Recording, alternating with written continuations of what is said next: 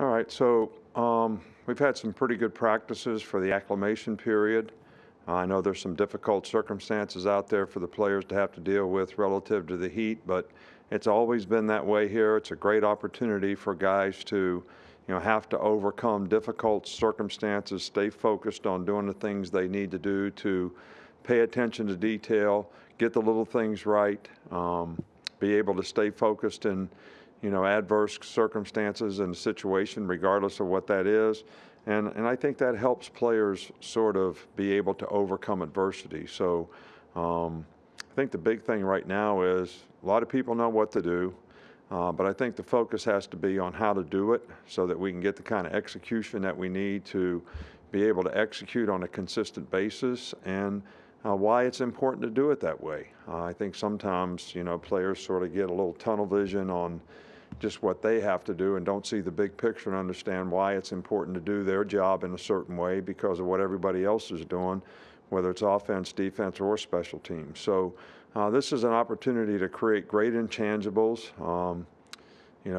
work ethic in difficult circumstances, give an effort, finishing plays, having the kind of mental toughness that you need to be able to sustain, and then being responsible to do your job. I think a lot of meeting time, a lot of opportunities for guys to learn, a lot of reps on the field because we're repping everybody.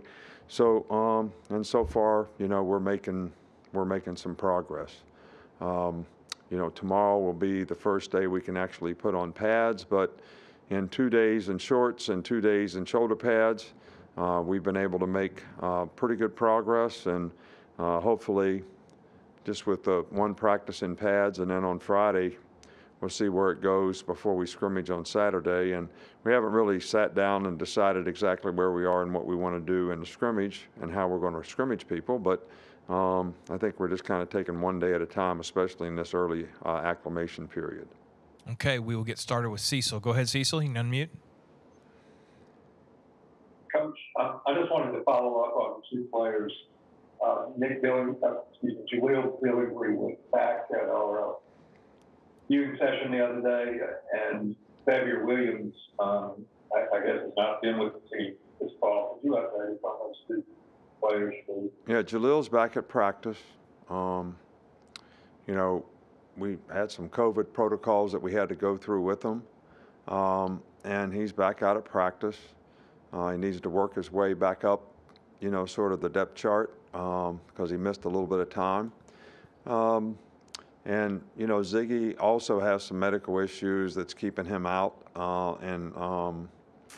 we're without saying what, but he's medically, not going to play, this year. Okay. Coach, we'll go to Michael Casagrande. Go ahead, Michael. Yeah, we'll ask about Henry Teoto. I just wondered what you've observed from him so far in practice this year, and what he brings to this defense. Yeah, Henry's done really well. I think familiarity with the system has helped his transition. Playing for Jeremy at Tennessee, very similar or same defensive system probably. I never asked him what they did at Tennessee, but just watching him on film, there's a lot of similarities.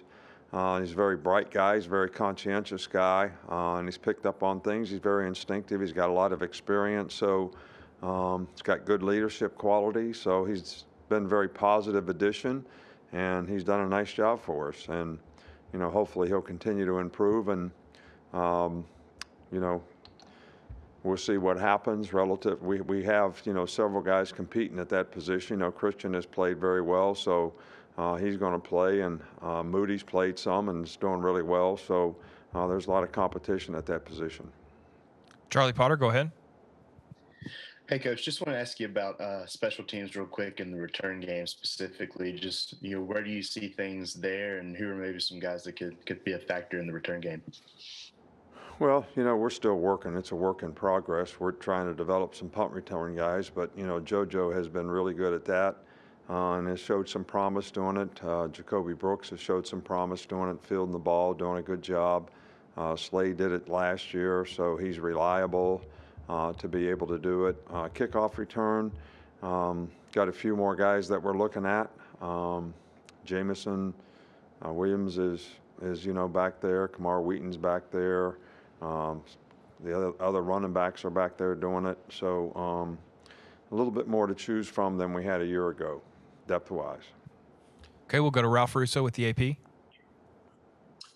Good afternoon, Nick. I was wondering, as you look at this year and how, you sort of look to it to play out, do you look for any residual effects impacting this season from last season's weird year? Maybe it's super seniors, maybe it's player development that was stunted from last year. Are there any things you're looking for that will make this season, that could impact this season that were sort of carryovers from last season? Well, I think, the knowledge and experience that the guys gained last year, whether it was the knowledge and experience that they gained by playing in some really good competition, understanding exactly what it takes to, have success in, difficult environments against difficult teams. Those things are invaluable. I think the disruptions that players had to deal with and may still have to deal with in the future relative to our circumstance right now. It's probably something that helped them be a little bit more resilient. But from our standpoint, we look at every day we get an opportunity to work with our players, whether we're in a COVID situation, whether we're off, whether we're pushing the season back, pushing practice back, whatever. Whenever that next opportunity comes, we have a process that we want to go through, a progression of teaching our players so that they have the best opportunity to go out and be successful. So our approach is to take advantage of every one of those opportunities. We didn't have an opportunity to go through camp last year, but I thought our team developed pretty nicely. I think it hurt us a little bit on defense. We were younger and didn't have as much experience. This year we're younger and don't have as much experience on offense, and I think having this camp will probably, help that group sort of grow and develop. So, you got to kind of play the hand that's dealt you, really. And sometimes you get pretty good cards and sometimes you don't. But you got to do the best you can with whatever you get. We'll go to Nick Kelly with the T News. For Jalen Armour Davis, what have you liked about him in the offseason? Then what would you like for him to take the next step in his game? Jalen's done a nice job. He's got good knowledge and experience. He's got a lot of diversity as a player to play corner, play star. And he's gotten a little more physical, a little tougher. Durability has been a little bit of an issue for him in the past, being able to stay healthy, but that's not been something that's been a problem, this year or in this camp or this summer or, last spring. So we're pleased with the progress that he's making, and, we're going to continue to work with him. We got lots of competition in the secondary, which is a good thing. I think it's making everybody push each other. We'll go to Mike Rodak. What's been your message to players about social media in the past, and how much, if at all, has that changed now with NIL and there being a benefit for players to grow their brands and be as active as they can on social media and get as many people to follow them as they can? Well, we've never ever restricted our players on social media, but I think, what you used the word there that is very important. How do you create value in your brand? All right, so it's not whether you use social media, it's how you use social media and use it in a positive way to enhance your brand, which is the only way anybody's going to want you to endorse anything for them, is that you have a really positive, wholesome brand. So the only restrictions that we've had on social media is you don't post about the team and you don't post about negative things that are going to reflect poorly on your character, your name, your family, in any way. So, and I think the NFL does the same thing. I mean, Scott Pioli talked to the team the other night, and he said after your first year here, everybody's monitoring all your accounts.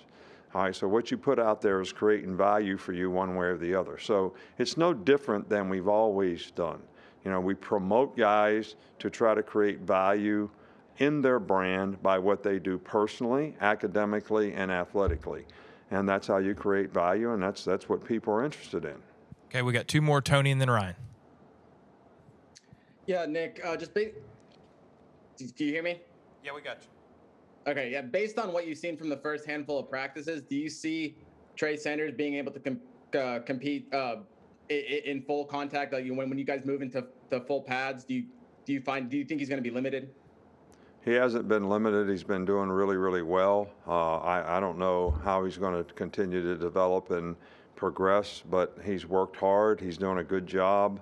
We're very positive and pleased with the progress that he's made, and we're very pleased with where he is right now. And he continues to work hard, and we'll see how he continues to develop. Okay, we'll finish up with Ryan Hennessy. Coach, touching up on the social media question, have any of the players came to you and said everything's recruiting? Maybe Coach Saban gets on social media more. Have you ever thought about that? Has anyone pushed you to do that? And what would that look like if you did? Well, nobody has, and I don't know what it would look like if I did. I mean, you guys keep wanting to ask hypothetical questions today. I've never been big with social media. It takes a lot of time. You got to respond to a lot of things. I've tried to focus on two things here. How do we develop our players, and how do we bring players to our team, whether it's how we evaluate them or how we develop relationships to be able to recruit them here. And so far, that's worked okay. If any of you out there can convince me that me having a Twitter account is going to help us do a better job in either one of those things, then I might consider it. Otherwise, I don't know why I would consider doing it. And no players have come to me and talked to me about it.